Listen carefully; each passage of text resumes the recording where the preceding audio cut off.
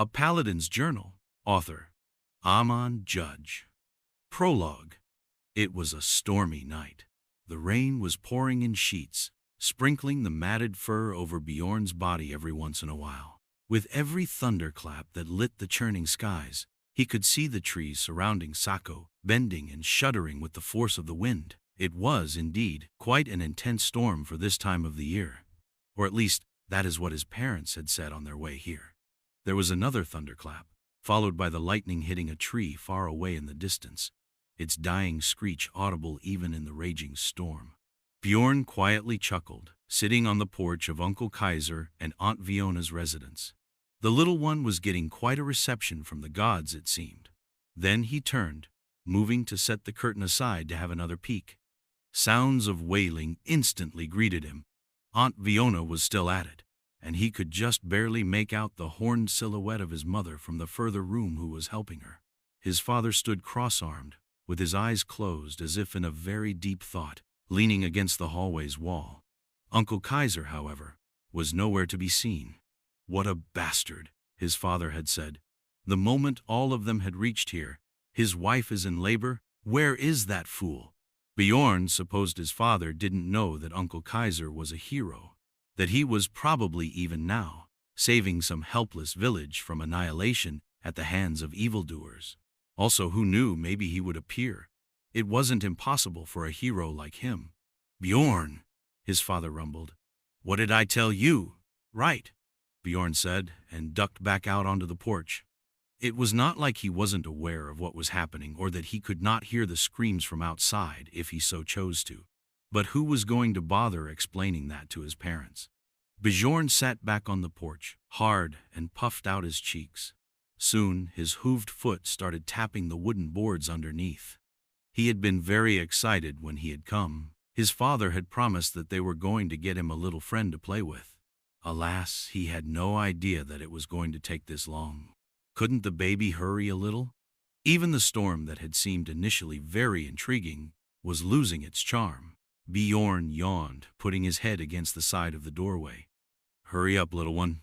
He thought, "I don't want to miss getting to see you," as the night finally took him. It was some time during the night when he woke up again, feeling discomforted. He didn't know how much time had gone by. There was no way to tell. It was still dark. As he started to regain his senses, albeit still a little groggy, he could feel something had changed. But what was it? He groaned as he stretched, and then his eyes just flew wide open. The screams had stopped. Did it mean the little baby was here? Bjorn's pulse sped up. He quickly got up, rubbing his eyes and bovine face clean. All the drowsiness he had been feeling the whole night was suddenly gone, replaced by this sense of wonder and curiosity. But as he was just about to reach out for the curtain again, he heard a weird thudding sound, followed by his father's voice. It made him stop. "Eva, what happened? And wait, is that?" Then a silence followed. With his sharp senses, Bjorn could just make out someone crying in the background. Aunt Fiona? Was everything all right? Was the child?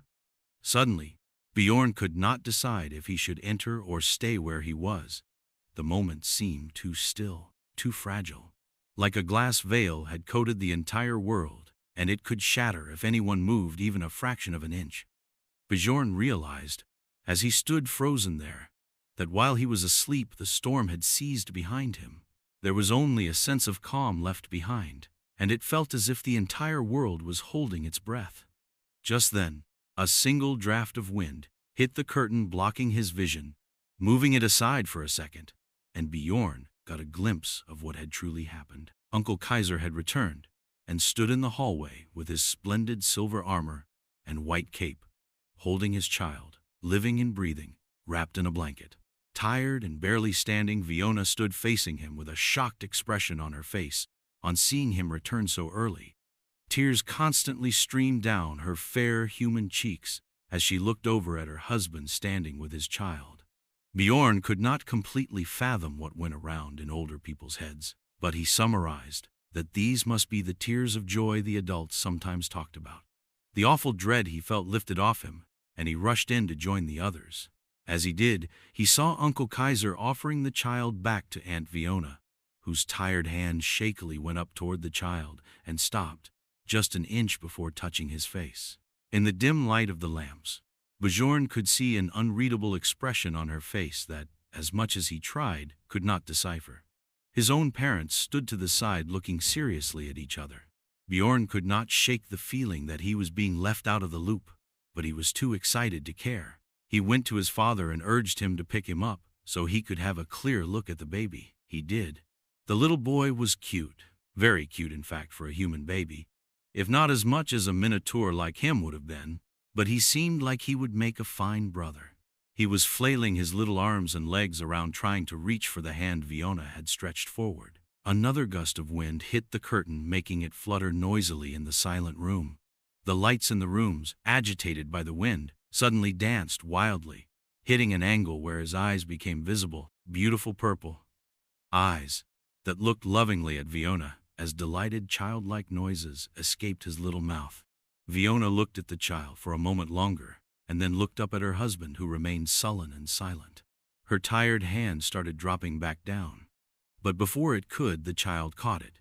He was only capable of getting hold of a few fingers of hers, but the moment the contact was made, her hand stopped, as if reinvigorated by the touch. The baby started giggling and chewing on her fingers, as if he had found the world. Fiona almost melted. She rushed in closer and took him in her arms as another hysterical sob escaped her lips. She slumped down to the floor, holding the baby, rocking him back and forth as she hugged and kissed him. Bjorn took this chance and scuttled off his father's arms and went behind Aunt Fiona, where he could see the baby's face. His eyes instantly gravitated towards Bjorn, apparently finding him the next most interesting item in the room, and again he started flailing his hands trying to reach him. Bjorn complied with the little one's wishes and went near him. He grabbed Bjorn's horns and giggled even louder. For a moment, all Bjorn could do was look slack-jawed at the little goofball. He found it hard to comprehend what he felt, but it felt akin to getting a new toy, playing in the woods, wrestling with his dad, talking with animals, and everything he loved doing rolled into one. Bjorn started laughing with him. All of a sudden, the awkward tension that he had felt upon entering the room had fully disappeared. Both of his parents and Uncle Kaiser were smiling, as if that one giggle of that baby boy was enough to sort out all their problems. And that was how Bjorn met his little brother for the first time, little Hammy, Hamend Stormborn, otherwise known as Ham, son of Kaiser Silverdragon Stormborn and the greatest hero of the realm.